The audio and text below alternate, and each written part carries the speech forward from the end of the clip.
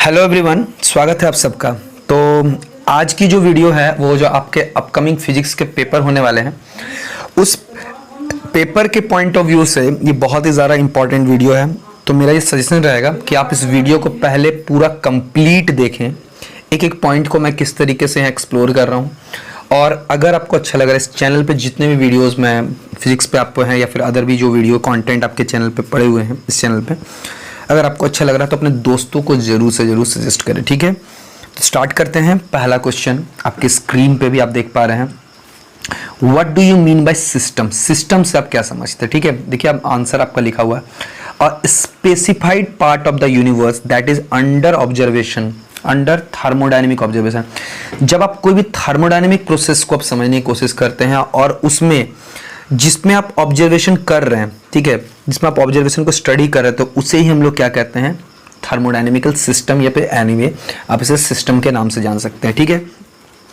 इसको और अगर एक्सप्लोर करने की कोशिश करें, जैसे कि आपने एक पिस्टन बनाया, पिस्टन के अंदर आपने एक गैस मॉलिक्यूल, अगर आइडियल गैस रखा है या फिर नॉन आइडियल यानी रियल गैस को भी रखा है, तो ये जो पिस्टन है विद सराउंडिंग जो है वो क्या तैयार कर रहा है? सिस्टम तैयार कर रहा है। एक बलून जो है बस्ट होता है, ठीक है, तो वो सराउंडिंग के साथ कांटेक्ट होकर वो एक एडियाबेटिक प्रोसेस को शो कर रहा है, ठीक है। तो जो वहां पे काम आप देखने की कोशिश कर रहे हैं that is known as system, okay. Sorry, balloon का जो ब्रस्ट है वो सडन ब्रस्ट है, वो आइसोथर्मल हो जाता है, ओके। तो ये चीज आपको ध्यान में रखने वाली बात है। अगला जो है आपका क्वेश्चन जो है डिफाइन इंथैल्पी ऑफ फ्यूजन। देखिए ध्यान से समझने की कोशिश कीजिएगा कि इंथैल्पी ऑफ फ्यूजन क्या है।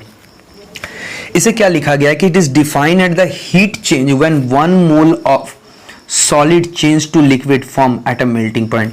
जब भी कोई सॉलिड चीज अपने लिक्विड स्टेट में चेंज होता है अपने मेल्टिंग पॉइंट पे, तो उसका एक मोल सबस्टेंस को, मैं बोलना चाह रहा हूं बार बार यहाँ पे, 1 मोल ऑफ सबस्टेंस को जितने हीट की रिक्वायरमेंट होती है उसे क्या कहते हैं? इंथैल्पी ऑफ फ्यूजन के नाम से जानते हैं, या फिर आप इसे लैटेंट हीट ऑफ फ्यूजन भी कहते हैं, ठीक है।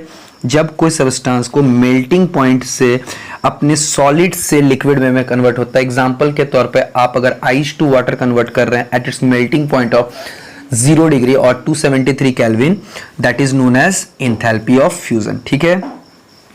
क्वेश्चन नंबर यहाँ पे 4 है, हालांकि यहाँ पे क्वेश्चन नंबर 1 से स्टार्ट नहीं है, क्वेश्चन नंबर 2 से स्टार्ट है, ओके।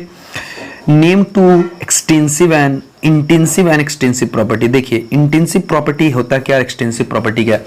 इंटेंसिव प्रॉपर्टी वो प्रॉपर्टी है जो सिस्टम के मास पे या सब्सटेंस पे डिपेंड नहीं करता है, जबकि एक्सटेंसिव प्रॉपर्टी वो प्रॉपर्टी है जो सिस्टम के अमाउंट पे डिपेंड करता है। तो सिस्टम के अंदर कितना अमाउंट या मास है उस पर डिपेंड करता है।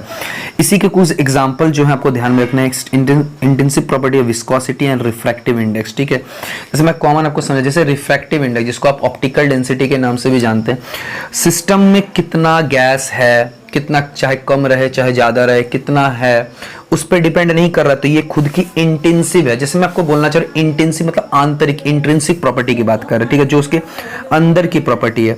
लेकिन इसके अलावा जो एक्सटेंसिव है, ठीक है, एक्सटेंसिव के मतलब होता है कि क्या होता है कि जो वो खुद का बाहर के अमाउंट पर डिपेंड कर, जैसे कि मास हो गया, ठीक है, आप देख सकते हैं यहाँ पे मास है, वॉल्यूम है, हीट है, कैपेसिटी, हीट कैपेसिटी हो गया, ओके, वो सिस्टम के अमाउंट पे डिपेंड करता है, that is known extensive property. Clear है, ठीक है।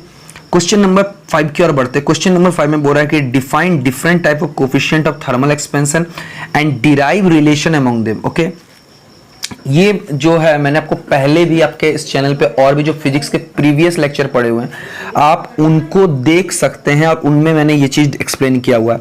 फिर भी इन शॉर्ट में आपको बता देता हूं कि यहाँ पे जो कोफिशिएंट ऑफ थर्मल एक्सपेंशन के 3 हिस्से होते हैं। एक होता है लीनियर एक्सपेंशन, एक होता है आप एरियल एक्सपेंशन, और एक होता है वॉल्यूमेट्रिक या वॉल्यूम एक्सपेंशन। जब हम लीनियर एक्सपेंशन की बात करते हैं तो एक्सपेंशन कहने का मतलब होता है कि एक्सपेंड किया है। एग्जैक्टली इसको कैसे कहते हैं? जैसे सपोज कीजिए आपके पास कोई एल लेंथ की कोई ऑब्जेक्ट है, एल है, इसको आपने हीट दिया और हीट देने से उसमें डेल्टी टेम्परेचर का चेंज हुआ, और जिसके कारण से इसकी जो लंबाई है वो चेंज करके डेल एल हो गया है। तो जो कोफिशिएंट ऑफ लीनियर एक्सपेंशन जिसको आप अल्फा से डिनोट करते हैं वो होता है del L by L into del T. इसे कहते हैं आप लीनियर एक्सपेंशन, जब उसके लेंथ में चेंज होता है, इसके केवल एक डायमेंशन इफेक्ट होता है। लेकिन जो सेकंड है वो आपका है एरियल एक्सपेंशन, और एरियल एक्सपेंशन जो होता है एरिया से रिलेटेड है, यानी it is a 2 dimensional phenomena, okay.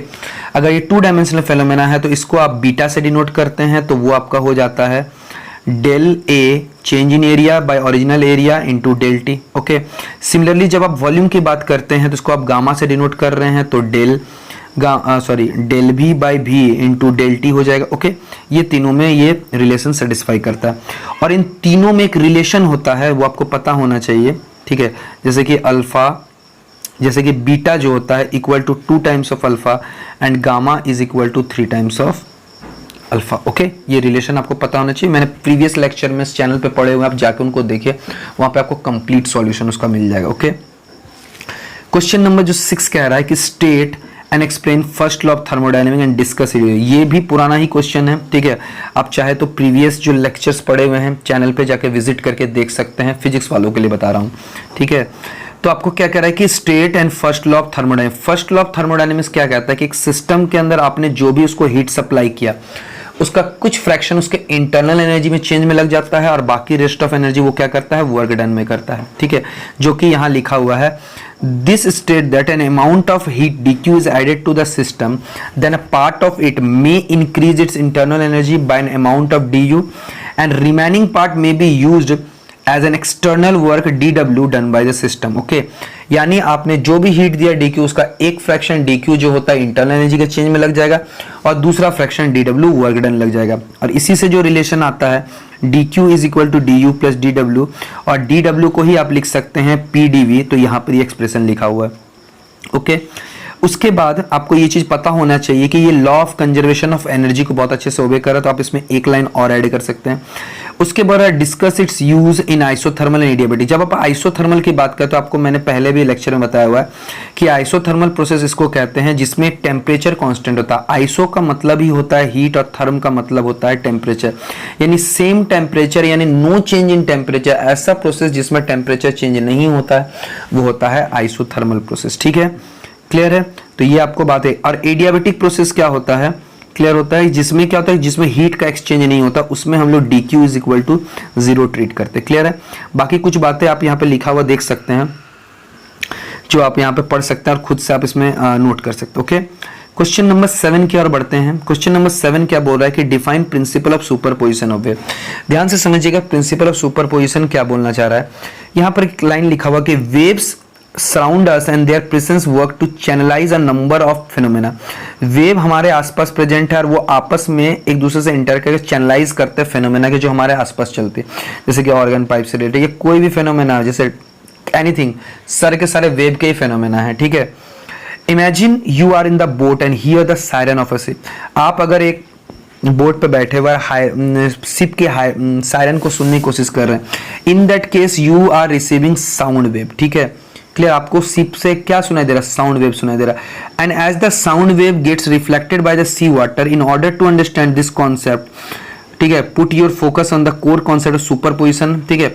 मतलब अगर इस कॉन्सेप्ट को समझना तो आपको सुपरपोजिशन समझना, जैसे लाइट साउंड आया रिफ्लेक्ट हुआ बोट से, तो सिंपल मैं बताना चाहूँ सुपरपोजिशन का मतलब क्या होता है कि एक वेव दूसरे वेव के साथ जब इंटरफेयर करता है यानी मिलता है तो एक नए वेव का तैयार करता है, और उसी को हम लोग कहते हैं सुपरपोजिशन कहते हैं, ठीक है। अब प्रिंसिपल ऑफ सुपरपोजिशन क्या कहता है कि दो वेव, ठीक है, अगर सेम डायरेक्शन में जा रहे हैं, एक ही डायरेक्शन में, तो उन लोग क्या कहते हैं, वेक्टरली क्या करते हैं, क्या कहते हैं, आपस में सुपर इंपोज करते हैं, और वेक्टर के सारे लॉज क्या करते हैं यहाँ पे, ठीक है।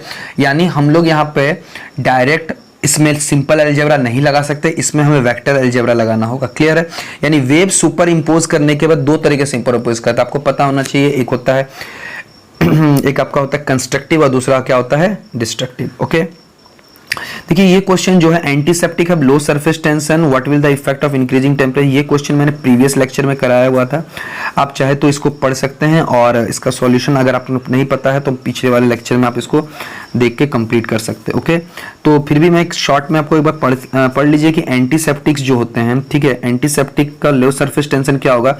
सरफेस टेंशन का मतलब होता है क्या होता है, सिकुड़ने की प्रॉपर्टी, ठीक है।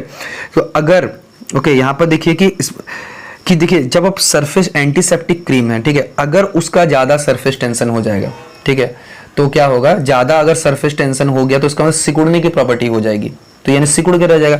लेकिन अगर उसकी कम सरफेस टेंशन होगी तो वो क्या होगा, सिकुड़ेगा नहीं, वो फैलेगा। तो क्रीम्स जो आपको चोट लगी वो क्रीम ज्यादा फैलेगा कि नहीं फैलेगा, तो दैट्स वी उसकी सरफेस टेंशन कम होनी चाहिए। ज्यादा सरफेस टेंशन होगा तो सिकुड़ के एक जगह रहेगा, यानी सरफेस टेंशन का मतलब होता है सिकुड़ने की प्रॉपर्टी, ठीक है। What will the effect of increasing temperature at the angle of contact and दूसरा क्या लिखा हुआ है, सरफेस टेंशन, ठीक है। आप ये 2 पॉइंट्स पिछले वाले लेक्चर में जाके देख सकते हैं। ये जो क्वेश्चन है, ठीक है, ये लास्ट क्वेश्चन हम लोग यहाँ पे डिस्कस कर ले रहे हैं, ठीक है। State first law of thermodynamics, जो कि अभी मैंने बताया हुआ है कि जितना भी हीट होता है उसको 2 हिस्सों में तोड़ देते हैं, dq is equal to du plus dw on the basis, ठीक है, establish the relation with 2 molar specific heat. Okay, ये भी क्वेश्चन मैंने आपको बताया कि 2 मोलर स्पेसिफिक हीट कांस्टेंट के बीच में रिलेशन है। इसे चाहे तो आप नोट कर सकते हैं यानी, और नहीं तो आप पिछले वाला लेक्चर जिनमें देखा हुआ कि Cp और Cv में क्या रिलेशन होता है आप उसको देख सकते हैं, वो R के बराबर होता है, उसको आप नोट कर सकते हैं। क्योंकि यहाँ पे मैं आपको बताऊंगा तो वीडियो लेक्चर काफी ज्यादा बड़ा हो जाएगा, इसलिए बेटर यही है कि आपको क्वेश्चंस ज्यादा ध्यान में रखने वाली बात है। तो चूंकि आपके अपकमिंग एग्जाम्स है तो मैं आपको कुछ यहाँ पर टॉपिक्स बता दूं जिससे आप अच्छी तैयारी करके जा सकते हैं, ठीक है। जैसे कि आप ग्रेविटेशन जैसे टॉपिक्स को अच्छे से कवर कर लीजिए, ठीक है। उसमें एस्केप वेलोसिटी क्या होता है, ऑर्बिटल वेलोसिटी क्या होता है, ओके। और आपको नहीं आता है तो कमेंट सेक्शन में बताइए कि आपको आंसर आता है कि नहीं आता है, ठीक है।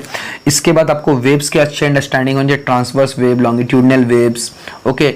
वेव्स कैसे सुपर इम्पोज करते हैं, ऑर्गन पाइप क्या है, ठीक है, closed organ pipe, open organ pipe, okay. और इसके बाद आप भी जो भी इधर से टॉपिक्स हैं आपके जो बचे हुए हैं, ठीक है, उनको अच्छे से कैसे सिंपल हार्मोनिक मोशन, मैं बार बता रहा हूँ कि सिंपल हार्मोनिक मोशन का मेरे दूसरे चैनल में लेक्चर है, आप उसको जाके देख सकते हैं। बट समय कम है चूंकि एग्जाम आपका पास में है, इसलिए जो भी है जितना भी है सिंपल हार्मोनिक मोशन का एक जनरल अंडरस्टैंडिंग आप बना लीजिए, ठीक है। तो आई होप कि आपके पेपर्स अच्छे जाएंगे, ठीक है। कमेंट सेक्शन में आप मुझे बताइएगा कि आपके पेपर्स कैसे गए हैं। Thank you.